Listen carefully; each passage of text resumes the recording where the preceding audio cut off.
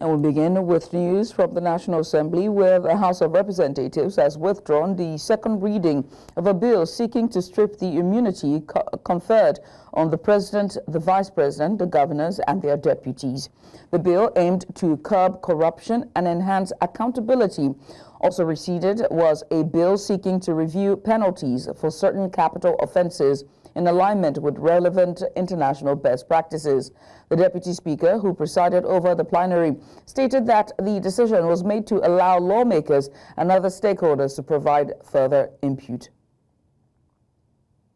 In the meantime, 31 additional constitutional amendment bills have passed the second reading in the House of Representatives, addressing key issues such as inclusive governance, judicial and electoral reforms, state and local government creation, and the devolution of power. This development brings the total number of amended bills that have passed the second reading to 112. Among the newly advanced bills is one proposing the establishment of the office of the Prime Minister as head of government, while the President remains head of state. Other bills include proposals for the creation of additional local government areas in Abia, Enugu, Delta, Imo and Zamfara states, as well as a bill seeking to review the status of the Federal Capital Territory regarding presidential elections. Earlier, legal practitioner Elvis Asia shared his thoughts on this. Take a look. There has always been the cry about Section 308 of the Constitution that gives immunity to the President, Vice President, Governor, and deputies. And, you know, most of the arguments have always been anchored on the, transparency, accountability that has been swept under the carpet under the guise of the immunity clause. The House of Representatives sought to amend it, but unfortunately in doing so, it appeared that they started on the wrong footing. What they wanted to do was to remove immunity for the governor, the deputy, the vice president, but that's really not what the goal should be.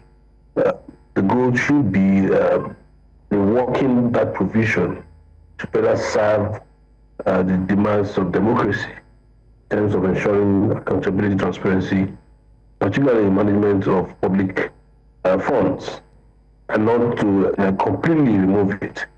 If you look at how competitive our political system is, you will agree with that there's need for some form of immunity for these elected officials.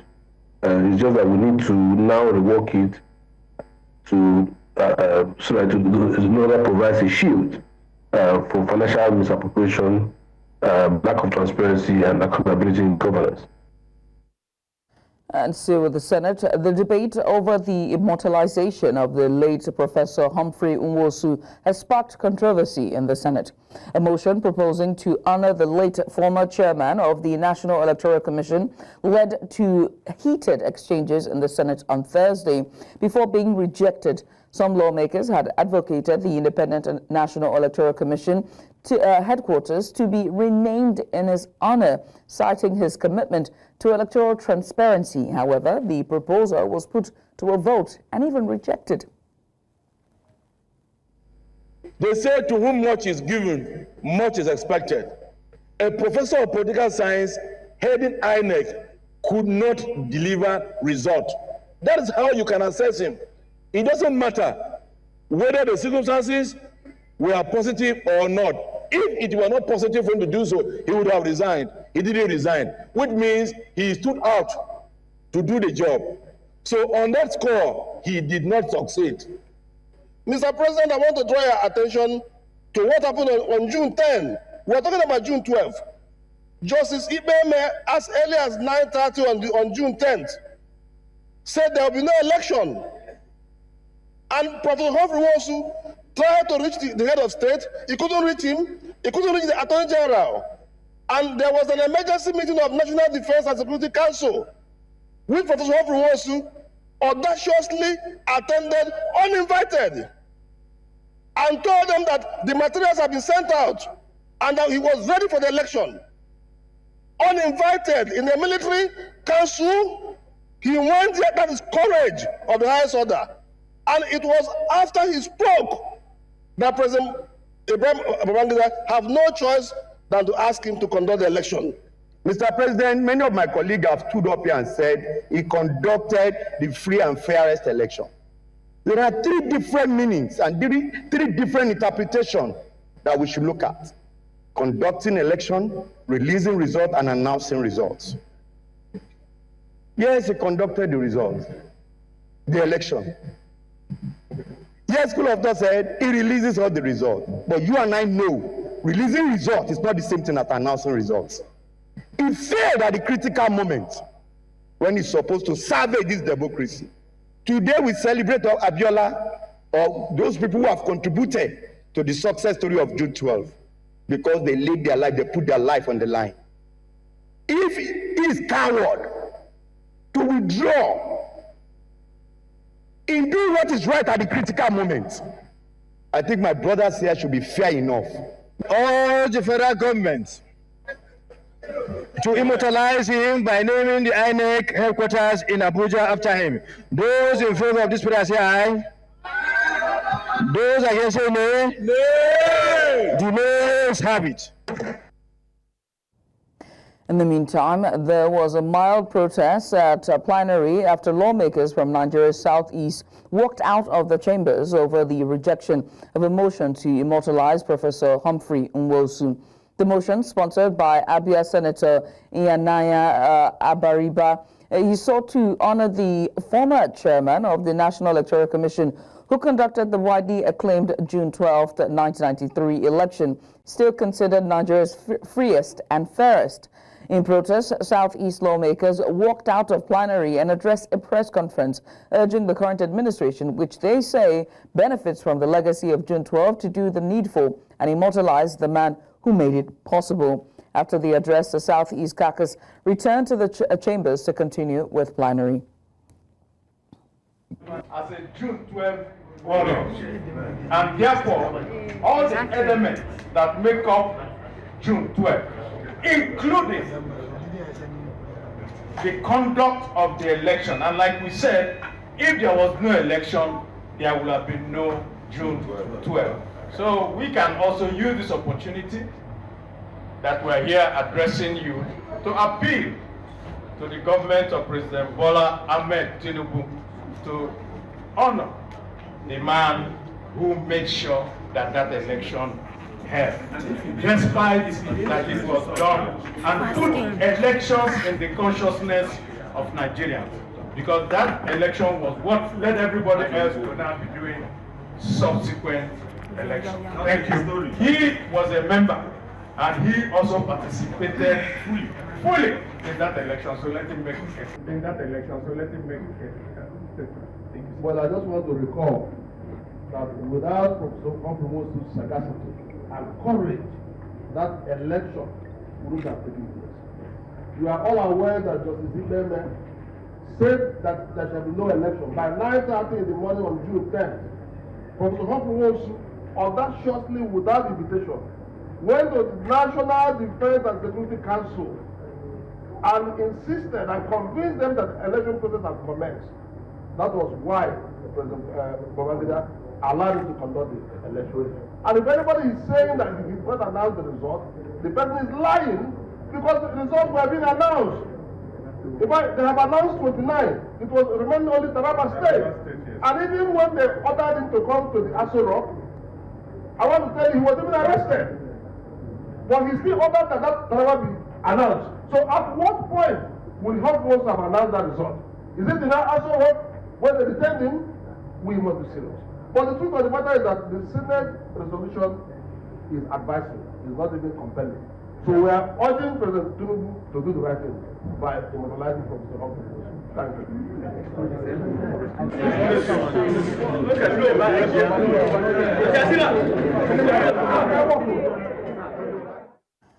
The sole administrator of Rivers State, retired Vice Admiral Ibok Ite Ibas, has sworn in Professor Ibibia Loki Warika as the new secretary to the state government, urging him to leverage his extensive experience to strengthen governance in the state. The swearing-in ceremony took place at the executive chambers of Government House in Port Harcourt. It marks a pivotal moment as Ibas moves to consolidate his authority, coming on the same day he dismisses all appointees of the suspended governor, Siminalayi Fubara. Describing Worika's appointment as a strategic decision, Ibas reaffirmed his administration's commitment to effective governance. Meanwhile, youths in Rivers State have declared their support for sole administrator Ibok Ete Ibas, describing his appointment as the only viable solution to the state's escalating political tensions. Shortly after electing a new executive committee, the Rivers State chapter of the National Youth Council of Nigeria pledged to work closely with the sole administrator to restore the state's status and stability. The youth group also urged all political actors to halt further litigations and instead unite to restore peace and order in the state. However, they warned that if political stakeholders fail to act with caution, the presidency may be forced to extend the initial 6-month emergency rule. The leadership of the National Youth Council of Nigeria, Rivers State Chapter, will do everything within her capacity to give the best of support to the sole administrator so that the mandate that was given to him by the presidency, the president went through a democratic process by subjecting the emergency rule to the National Assembly, and they ratified it and okayed it. And we, the Rivers people, are very happy because it has restored peace and normalcy to the streets. This is what we're here for, so that business can flourish, people can progress, people can go about their normal businesses without the fear of a sudden thing that might just happen. We will contribute our own quota through dialogue, meaningful dialogue. We will not protest illegally or carelessly. We will engage the system with relevant conversations, ideas, and support in any way we can to ensure that this administration of initial 6 months succeeds. The president, in his wisdom, has sent a sole administrator to come to Rivers State to calm down every raging wars and every worrying factors in the political crisis in Rivers State. This new leadership of the Youth Council are willing and ready to work with the sole administrator to ensure that peace is restored back into Rivers State. There has been tensions, there has been a lot of litigations in Rivers State. People are scared. People cannot go about their normal activities because this group will come out, protest about this. Other groups are coming out, protesting about this. But today, everywhere is calm. The dividends of democracy is being delivered to Rivers people. So that's the most important thing. You understand? So all we are yearning for is peace to return back, and peace has actually returned back to Rivers State. So we thank the President of the Federal Republic of Nigeria, President Bola Ahmed Tinubu, for his wise decision, even if it's not convenient for us as youth, but we accept it in good faith. And now to further put this into perspective, we're joined by the Chairman, National Youth Council of Nigeria, Rivers State Chapter, Wisabari Bani. Mr. Bani, many thanks for doing this with us. Your group has thrown its weight behind the new administrator of Rivers State barely a week after his inauguration. Can you tell us why? We have lost Mr. Sani. Let's continue, shall we? This time, let's tell you that the president of the Nigerian Bar Association, Afam Osigwe, the senior advocate of Nigeria, has advocated that or emphasized that the essence of the rule of law is governance by law, not by individuals. Speaking on Breakfast Central, Osigwe stated that all government actions, decisions, and pronouncements must be justified within the framework of the Constitution.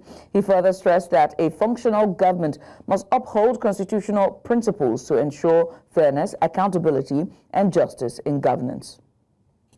Nigeria should be a country ruled by law and not by men, and that actions should be governed by the dictates of the Constitution, both the spirit and the letters of the same. And that whenever any government functionary takes a decision or makes a pronouncement, such pronouncement or decision must be justified in the context of the Constitution, which is 1999 Constitution of the Federal Republic of Nigeria. And looking at the content of the address by the President, we have the view that the reason stated for the declaration of state of emergency did not meet the requirement of Section 305, I think, subsection 2. And also the declaration by the President suspending the governor, his deputy, and the sitting of the House of Assembly, in our view, was also unconstitutional, in that the Constitution does not empower a president or any person for that matter except the House of Assembly to remove or suspend a governor. In this section 11.4 of the Constitution, which has to be read together with section 305, makes it clear that in an emergency, that the National Assembly does not have power to remove a governor. And I don't want to waste my time on the argument whether suspension is removal, because when I suspend you, I remove you, I'll be temporarily from acting in your office.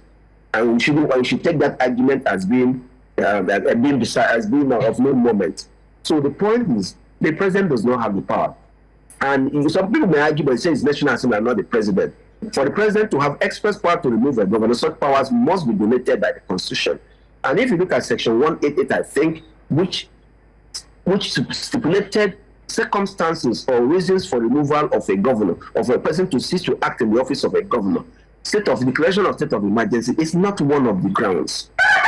And if we are led by the Constitution, it must be such that no such power is exercised by a person that cannot be justified in reference to the Constitution. You're watching news now on News Central Television. Let's go on a short break, shall we? When we return, Lagos spare parts traders take protests to State Assembly. To the State Assembly. We have the details just after the break. Stay with us. You're welcome back. Let's head to Kano, shall we, where the 15th Emir of Kano, Aminu Bayero, has cancelled the Eid al-Fitr Durban celebration due to security concerns in the state. Speaking at his Nasarawa Mini Palace in Kano on Wednesday night, Bayero emphasized that the peaceful coexistence of the people takes precedence over the Durban celebration. He had initially planned to mark the Durban celebration, which would have coincided with his 5th anniversary on the throne. However, after consultations with respected Islamic clerics, elders, stakeholders, and his council members, he decided to cancel the event to maintain peace in the state. Following the public support of the sole administrator by the National Youth Council of Nigeria, Rivers State Chapter, we're joined now by the chairman to give us a bit of insight following their events from today, and that is Wisabari Bani. Mr. Bani, many thanks for doing this with us. Let's just get started, shall we? Your group has thrown its weight behind the new administrator of Rivers State barely a week after his inauguration. Can you tell us why? Thank you for having me on your show. I am Retakes from Wisabari Bani, the chairman, National Youth Council of Nigeria, Rivers State Chapter. It is no longer news that Rivers State was almost turned into a theater of war. Not necessarily that you have not seen dead bodies on the streets of Port Harcourt, on the streets of Rivers State, does not mean that there is no chaotic situation in the state. For us that are in the state, we have actually seen this thing as very worrisome, disturbing, as businesses are beginning to run down. They are not progressing.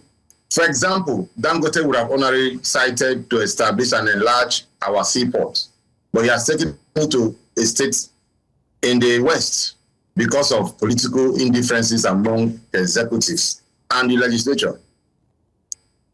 The situation in Rivers State is not a movie where people will just sit at home and begin to celebrate. Even the legislators, the senators, and the House of Rep members, they are in tune with the situation in the states. How will I say so? They represent the entirety of Nigerians in the Senate. They were speaking for our mandates. And by the time we have taken analysis of what happened in the Senate and in the House of Reps, only 3 members of the House of Senate walked out of that plenary showing displeasure over that emergency rule. That suggests that only 0.6% of Nigerians reject the emergency rule in Rivers State, and 0.6 cannot outweigh the other number. Even Ogoshinyere, that has been a pro-Sim Fubara, was in the House of Reps here, and he also supported, despite being a major beneficiary of this crisis in Rivers State. He saw that it was also affecting other businesses of his brothers in Rivers State. So we are very happy with what the president have done. There was no development in Rivers State. We were, instead of progressing, we were retrogressing. Every day, different songs of war, introduction of communal let's not even communal, reintroduction of tribal sentiment into our politics. Beginning to Mr. Bani, who brought in the tribal sentiments? Sorry? Who brought in the tribal sentiments into the rhetoric? Governor and his supporters. What did they say? They were singing all manner of war songs that belongs to the Jaw tribe. So the question is, what if the Kwere decide to sing their own war song to support their own song, the minister? Or other House of Assembly members begin to draw support from their own ethnic group to throw support behind them. The state would have been in shambles, on fire, beyond what it is. But I want to also thank Mr. President. In fact, Governor, the suspended governor should be thankful enough to Mr. President for averting his impeachment. Because if not for the intervention of Mr. President, as of today, we don't know what would have happened in Rivers State. And we are very happy as young people because there was no progress. Even job creation was zero. The statistics is clear.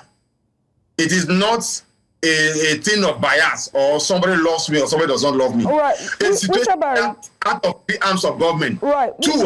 Barry. I mean, I had to ask at this point, when allocations have been stalled and what has been going on with a godfather and a godson has taken over governance, it begs to ask a question about whether or not anybody can perform. But my next question is this. In what ways are you measuring the impact of the sole administrators in the state? What are the key performance indicators for you and the members of your council? Before I answer that question, I'm going to put a point straight. The crisis in Rivers State was a constitutional crisis. It was not the crisis between godfather and godson. We have never come across that in our polity. It was a constitutional crisis between the legislature and the executive. And when the person that was supposed to secure the state becomes a key actor in the crisis, emergency rule becomes very important. And I want to thank Mr. President for also bringing him. What have we gotten from the emergency rule? We have gotten a sole administrator to restore peace. That is the first mandate. And restoring peace means business can now strive. People can now go about their lawful businesses, transactions, without fear of a sudden death, a sudden attack from one political actor or the other. You were here when you saw, our government properties being set on fire. Nobody said anything. Today we have people throwing support for the suspended governor, bring him back and all of that. Most of them, we are already aware. Falana is a major beneficiary of the crisis in Rivers State. He left. The court is supposed to argue for his own clients and came to the media to argue. But I want to thank the administrator for restoring peace in Rivers State. Mr. Barry, just so we're clear on this, right? You said that the sole problem of Rivers State is a constitutional problem and has nothing to do with a godfather and a godson issue. So are you saying that the rest of Nigerians have amnesia, or they seem to be blind as to what is happening on the national stage? The FCT minister has over and over again put out press release as well as media parley where he has publicly addressed the issues in Rivers State. Without holding bars, he has said comments about the Ijaw people, and he has made rhetorics that are clearly tribalistic. So are you saying that those are not instigating? Well, they are not I don't know part of the problem? I don't know when you say generality of Nigerians. To me, Nigerians, as of today in this issue, is reflected by our lawmakers in the National Assembly. And the lawmakers, hang on a second. You're saying, I'm not going to the National Assembly. I want to come to Rivers State. Let's stay with Rivers State for a second because we're almost out of time, right? In Rivers State, the House of Assembly in Rivers State, the State House of Assembly, is led by who? Before it was ousted, before all the members were flushed out, who was the person? Right Reverend Matthews Amewule. Who has he publicly said he's loyal to? His loyalty, he can be loyal to anybody. That's not our business. All right, no problem. Away from that. That's not okay. Rule of law. I asked about the metrics. I asked about the metrics. What are you using to measure this new sole administrator to perform and to perform to your standard? What are the metrics? Because it's barely a week in, and you're saying that he's restored peace, he's restored sanity, and you describe what seems to be a war zone, but that's not the report we see on the papers and the news. So what say you? What is this metrics?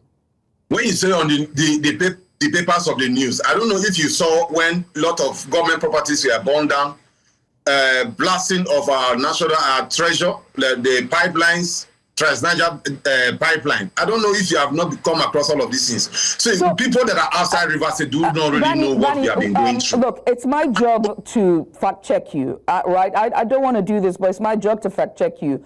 When those properties were burnt, they were burnt during the local government elections. Let's be clear on that. And it was very clear that it was because those parties who refused to participate in that election, and the police actually pulled out from that election, that it melted down into chaos. Are you going to say that that was the case? That was the problem, or that was the fault of Siminalayi Fubara? Are you going to say that that's the fault of Nigerians or the lawmakers or those who set ablaze those properties? So much so that the constituents of that area had to go camp in those places so that it doesn't melt down into madness.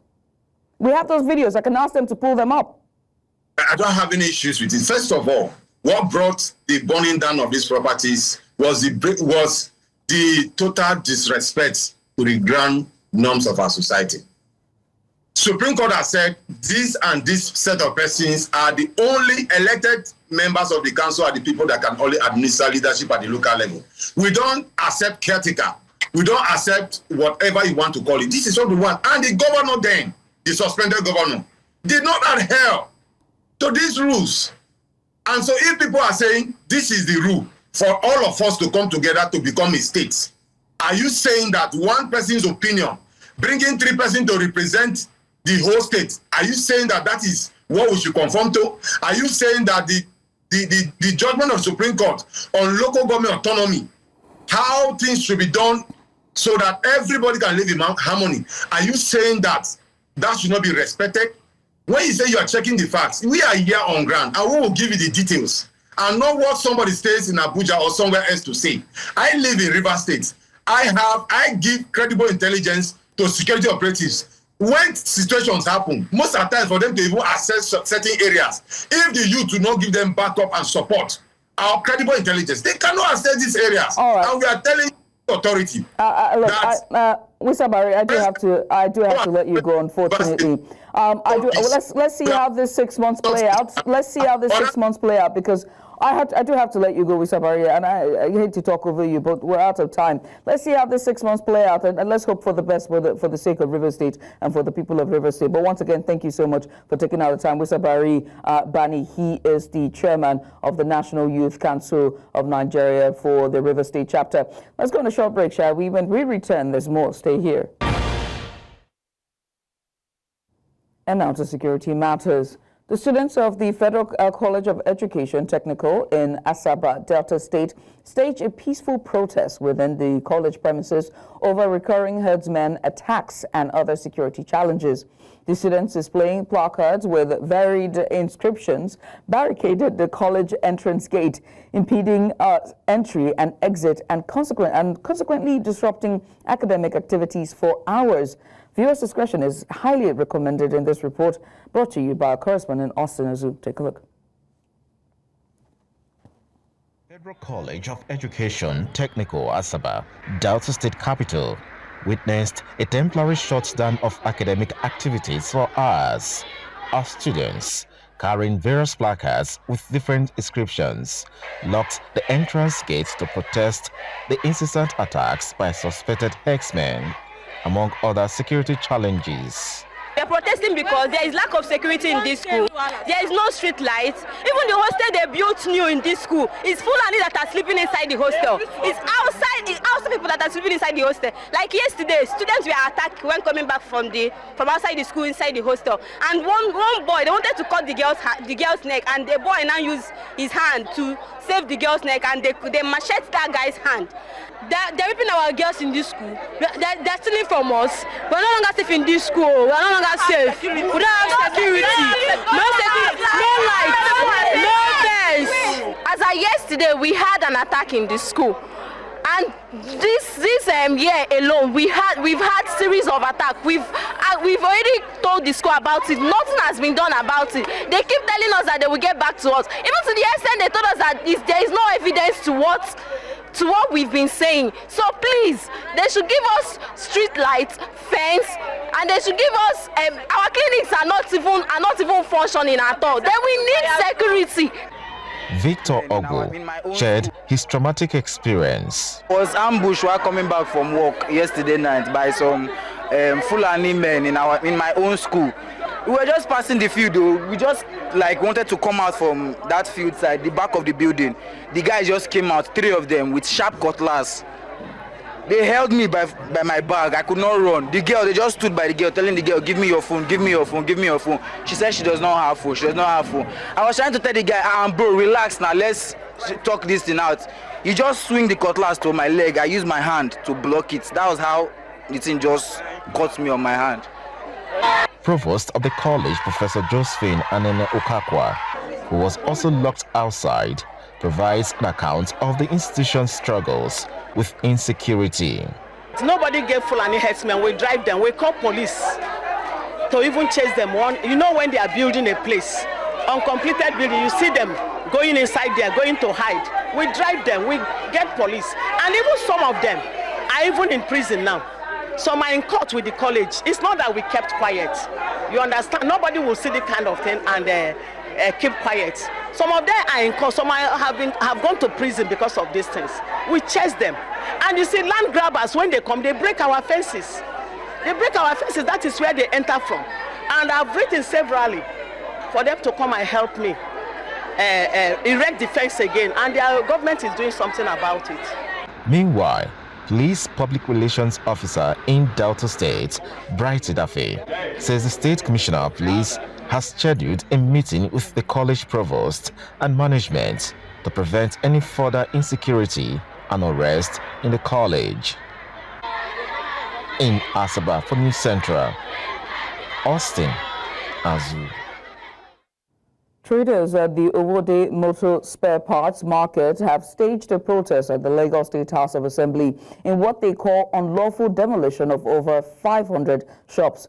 The aggrieved protesters say the demolition exercise was carried out by individuals with support from the Lagos State Building Control Agency on the 6th of March 2025. They are calling on the government to investigate the development. That day, many people get into church, and many people were flogged that day. So all our properties, all our markets, all our goods was destroyed that day. So what we need from you is to help us to talk to the government, Sewolu and Obasa. All this thing was done by the local government chairman. They not allow us to carry our goods. So motor was pressed down. Big motor was pressed down. Billions of naira. Over 2 million. Billions of naira. So which type of sorry they will sing it for us now? All of us, we have family. When the government gave us the go ahead with it, we can build it by ourselves now. We have fun to build it by ourselves. We can build it. Away from that, residents are calling on the Abia State government to provide more infrastructure developments as Governor Alex Oti-led administration continues to prioritize road construction projects. News Central's Chinwe Ugeli has more. In 2 years, Abia State government under Governor Alex Oti has taken up the construction and reconstruction of major roads in Umuahia and Aba, giving the two cities the much desired facelift. And the road is one of the basic amenities we're supposed to be for the entire citizen, for the good of the entire citizen. Presently, There are ongoing reconstruction work on various sites, with some fully completed and commissioned for use. Besides the road infrastructure, the state government has shown interest in the health and education sectors, although their impacts are yet to be felt. The residents say that other basic amenities deserve equal attention, but are totally fine with the government's concentration on roads for now. To start with, there are in life there are scale of preference. You must count one before you count two. And if you watch out the states, you know that we have been suffering bad network of road.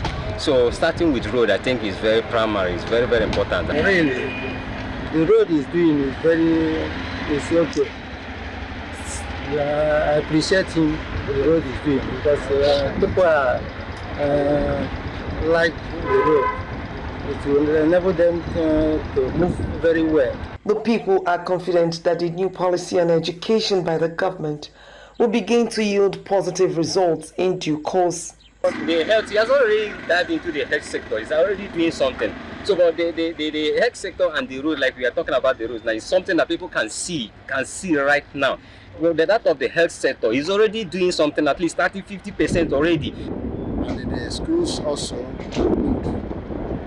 especially in the area of teachers' recruitment, employing qualified and competent teachers. Although the government has taken up some roads in the rural communities, the people want the rural dwellers to be carried along in the scheme of things. Abia is not only Umuahia, there are other communities that made up Abia State. So those people, they need attention. The attention should be given to them. That is where the block boats comes from. While the residents are expressing appreciation to the Abia State government for its ongoing road rehabilitation efforts, recognizing the improvements to infrastructure, they equally want the government to do more. In Omahia for News Central, Chinwe Ukele.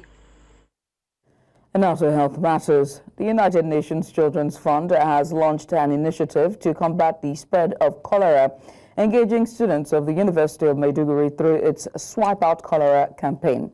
This collaboration seeks to raise awareness about the waterborne disease, educate students on its prevention, and encourage healthy hygiene practices. News Central's Umaru Kirawa completes the report. A sad reminder of the 888 suspected cholera cases reported in 2024 in Borno State, a situation exacerbated by September 10, 2024 flood that ravaged the state. In a bid to fight the rising threat of cholera in northeast Nigeria, particularly as the rainy season draws closer, UNICEF initiated this dialogue at the University of Maiduguri, encouraging individuals to take active roles in preventing the disease. You wash everything you eat, you wash everything you use, you wash your hand before at the critical times, like before eating, before cooking, after washing baby's bum, after using the toilet. Hand wash is key in prevention of cholera. As a mass communication student, I'll use my skill on my social media platforms like Facebook, TikTok, Instagram, and YouTube, and anyone with my little skills and my knowledge on cholera gotten from this initiative. I would like sensitize most people that my followers or people that are on that space. I will advise people to do clean, because this cholera, you can contaminate it through dirty water and infected food, because when food is infected, it's due to exposure. Because if food is exposed in a dirty environment, there's high probability of getting cholera. The Swipe Out Cholera initiative is part of UNICEF's broader efforts to reduce the incidence of cholera in vulnerable regions of Nigeria, which has seen periodic outbreaks. The initiative leveraged on the UNICEF U-Report platform to reach young people as agents of change in their respective communities in Nigeria. You are not just agents of change so that you can read and write, but you are agents of change to prevent disease. We are here today to talk about cholera. It is our collective responsibility, all of us, to put hand on deck and see how we really can come up and salvage our community and our people. Health experts also emphasized the need for students to influence their peers and communities to adopt better sanitation practices. In Maiduguri for News Central, Umar Kirawa. And now to court matters. The Federal High Court, sitting in Lagos, has adjourned hearing of all pending applications in an alleged 32 billion naira charge filed by the Attorney General of the Federation, AGF, against Fidelity Bank PLC and 3 others. Justice Ambrose Louis Alagua he adjourned the case on Thursday to enable the government to file and serve on the defendants an application seeking an order of the court to compel their attendance for arraignment and trial. The federal government had filed an 8-count charge of alleged conspiracy, conversion, obtaining by false pretenses, forgery, fraud, and money laundering against the defendants. The defendants are Fidelity Bank, its managing director and CEO, Nneka Onyeli Ikpi, a lawyer, Victor Ukot, and one Wuba Ngwana Ogu, who is said to be currently at large. Only Mr. Ukot was present in court on Thursday during Thursday's proceedings. The Attorney General's office was represented by Prosecutor Chelsea Emizina, while a senior advocate of Nigeria, Femi Falana, represented the first and fourth defendants, Ukot and Ugo. Fidelity Bank and its CEO were represented by another senior advocate of Nigeria, Ayodele Akintunde, while Muiz Baniri, who is a senior advocate of Nigeria, represented the nominal complainant, Wobbs Resources Limited. The matter was initially fixed for hearing of the defendant's application for the court to dismiss the charge on grounds of lack of jurisdiction and abuse of process. When approached by journalists, counsel to the various parties declined speaking to the press. And away from the country, let's go on a short break, shall we? When we return, we will bring you news from Sudan. After the break, stay with us. You're welcome back. Sudan's paramilitary rapid support forces vowed on Thursday there would be no retreat and no surrender, and said they had repositioned forces after rival army troops recaptured nearly all of central Khartoum. From inside the recaptured presidential palace on Wednesday, Sudan's Army Chief Abdel Fattah al-Burhan, at war with his former deputy RSF commander Mohamed Hamdan Daglo since April of 2023, declared the capital free from the RSF. The army on Wednesday had cleared Khartoum's airport of RSF fighters, an army source said, and encircled the paramilitaries, its last major stronghold in the Khartoum area just south of the city center. The buy now, pay later market in some African countries like Nigeria and Kenya have skyrocketed from the periods of 2021 to 2024. And the buy now, pay later market, which is a type of short-term financing, enables customers to make purchases and pay for them over time. It has a projected growth estimate of 10.63 billion naira by the end of the decade. Business correspondent Chanam Dabang, she spoke with some Nigerians on why the pay small concept seems more appealing than making outright full payments. Her report. Often has ripple effects on its nation. Now, this is evident in Nigeria's case, where economic downturn has pushed up the prices of goods and services, affecting both businesses and individuals alike. Now, Nigerians have had to make a choice when they're buying things, meaning that they're either reducing the amount of things that they're buying, or they are just not buying certain items completely. And of course, this is bad for business. And now, in order to solve this problem, several businesses have come up with the concept of buy now, pay later, where individuals can pay on a monthly basis. The question really is who is this really benefiting? The Nigerians or the businesses or both? As the poor state of the economy continues to drive up the cost of goods and services, the concept of monthly payments seems appealing to citizens who can't pay outrightly and businesses who seek to keep their growing clientele base. In 2024, this market had reached an estimated $1.42 billion and is anticipated that BNPL payments will increase by 16.8% annually. News Central hit the streets to find out from people their experiences with BNPL. I bought a phone and I was unable to meet up with the time I was supposed to, pay. and then they restricted my apps. I was only able to make calls, that was all. I think it's okay for some products because sometimes you want to access something. If you want to keep saving, it will take a while. You know, this is our country now. To see money now is very hard, it's very difficult. So, and some people now, they might have plan of buying something, but they don't have enough money to buy it. According to Credit Facility CEO and financial analyst Godwin Adoga, the rise of BNPL can be largely attributed to the rise in e-commerce and strides towards financial inclusion in Nigeria brought on by fintechs. Adoga also delves into the challenges those in the BNPL market must face. The lack of social credit or a lack of a proper credit background for the Nigerian market, which creates a high-risk situation for people who are lending. Because at the end of the day, buy now, pay later is actually a lending model. There will be regulation for, I would say, the model so that it can actually take root in our society. According to reports, the Central Bank of Nigeria has tightened regulations for online lenders, limiting excessive debt growth and protecting clients. Now, BNPL providers doing business in the nation are subject to these rules. Buy now, pay later uses exactly the same concept as car loans, mortgages, insurances. If Nigerians were required to pay out that huge amount at once, there would barely ever be any market for them at all. But businesses now understand that just because a client does not have the money to pay right now doesn't necessarily mean that they won't have the money later on. Reporting for News Central Lagos, I am Chamun Jabe. And that's all we can take at this hour. But before we go, let's take another look at some of the major stories. The House of Representatives has passed additional 31 bills, withdrew immunity bill.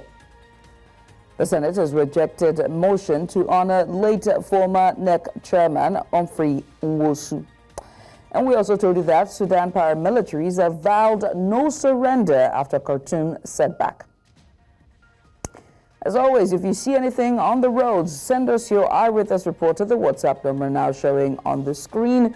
And while you're at it, make sure to follow us on social media. We're at News Central TV on all social media platforms.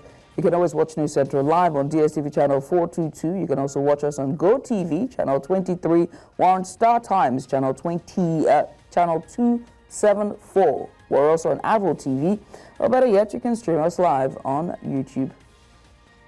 Many thanks for watching. I am Judith TV. Bye for now.